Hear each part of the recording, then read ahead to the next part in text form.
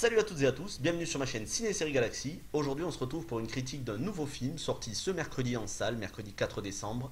Il s'agit de Jumanji Next Level, la suite de Jumanji Bienvenue dans la jungle qui était sorti en décembre 2017 et qui avait été un carton monumental, une surprise au box-office.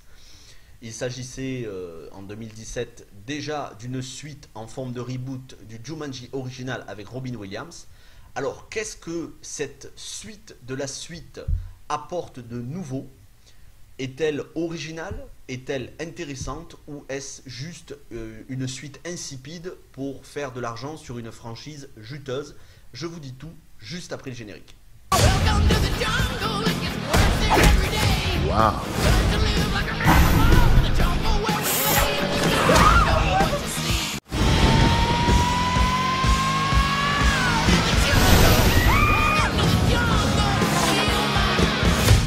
Alors, ce Jumanji Next Level vaut-il le coup? Je vous ai dit que j'étais plutôt bienveillant dans les critiques et je vais l'être. Je vais essayer de trouver du positif. En tout cas, une chose est sûre, il y a zéro originalité dans le film. Il n'y en a pas. Aucune originalité. C'est la même chose que le film précédent. On prend les mêmes et on recommence. On ajoute deux acteurs, deux papis, Danny DeVito et Danny Glover, pour faire un petit peu le choc des générations, dans une bande de jeunes, et on se dit que ça va fonctionner, le décalage entre les générations, l'humour, mais ça fonctionne pas. On va s'attarder sur les points positifs. Alors les points positifs, l'humour, seulement dans la deuxième heure. Voilà. L'humour dans la deuxième heure, pourquoi? Parce qu'on retrouve cette complicité entre Dwayne Johnson et Kevin Hart. Les deux bonhommes sont potes à la ville, on le sait. Ils ont joué ensemble dans Central Intelligence de Rawson Marshall-Serber. Ils ont joué ensemble donc dans le premier Jumanji. Et Dwayne Johnson a fait en sorte que son pote Kevin Hart fasse un caméo dans Fast and Furious Hobbs and Shaw. Et nul doute qu'à l'avenir, ils feront d'autres films ensemble. Donc, les deux mecs s'entendent bien, ça se voit dans leur vanne, dans leur humour, dans le rythme des blagues. Mais dans la deuxième heure seulement, et je vous expliquerai après pourquoi. Autre point positif, l'action est débridée du début à la fin, voilà, ça n'arrête pas. Et les paysages qui sont beaucoup plus variés que dans le premier. Pour le coup, alors on a de la verdure luxuriante, on a du désert, on a des paysages enneigés, on a des scènes aquatiques, on a des scènes de montagne, bref, c'est varié. Et ça donne l'impression que le monde de Jumanji est encore plus grand que dans le premier film. Dernier point positif, les musiques. Alors quand je dis les musiques, ce sont les chansons et non pas la composition originale qui est qu'on n'entend pas vraiment d'ailleurs, dont on ne se souvient pas quand on sort du film. Par contre, on a quelques chansons sympathiques, celles que vous entendez dans la bande-annonce et le morceau qui était déjà dans le premier film des Guns N' Roses, Welcome to the Jungle, qui donnait son nom au Jumanji précédent. Point négatif. Le méchant. Le méchant est ridicule. Et pourtant, il est joué par un très bon acteur, Rory McCann, qui joue le limier dans Game of Thrones. Là, il est une parodie, une caricature de lui-même. Il ne fait pas peur à aucun moment. Il est même risible. On sent que l'acteur s'ennuie, c'est ça le pire. On sent que le mec se dit vivement que ma scène soit terminée, que j'aille encaisser mon chèque. Je suis désolé, mais en tout cas, c'est comme ça que je l'ai ressenti. Peut-être c'est pas le cas. Mais personnellement, à chaque scène qu'on avait avec le méchant, je m'ennuyais. Autre point négatif, les longueurs. Il y a des longueurs du début à la fin. Et le manque de contexte. C'est-à-dire que on avait laissé les personnages, les jeunes versions, qui s'entendaient tous très bien dans la réalité. On ne comprend pas très bien pourquoi les deux personnages qui finissaient ensemble, Spencer et Martha, ne sont plus ensemble. On l'apprend au détour d'une phrase.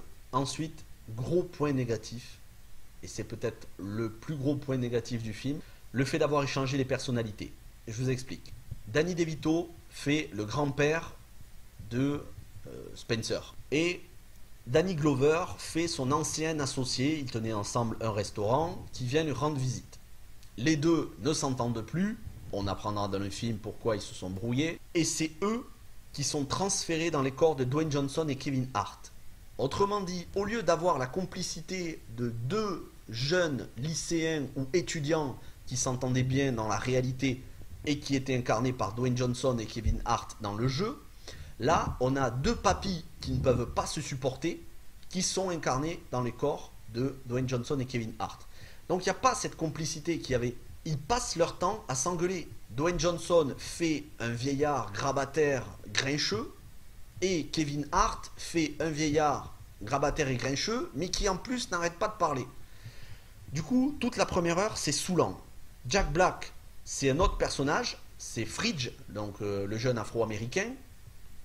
Du coup, lui, il râle parce que le jeune afro-américain, accro à la muscu, il se retrouve dans le corps d'un gros. Mais ça fonctionne pas vraiment parce que Jack Black, dans le premier film, c'était une fille qui était dans son corps. Et du coup, le paradoxe était amusant. On avait un Jack Black qui faisait un petit peu le mec efféminé, mais on voyait la personnalité de la fille à travers Jack Black. Là, c'est pas le cas. Il n'y a que Karen Gillan qui garde sa personnalité.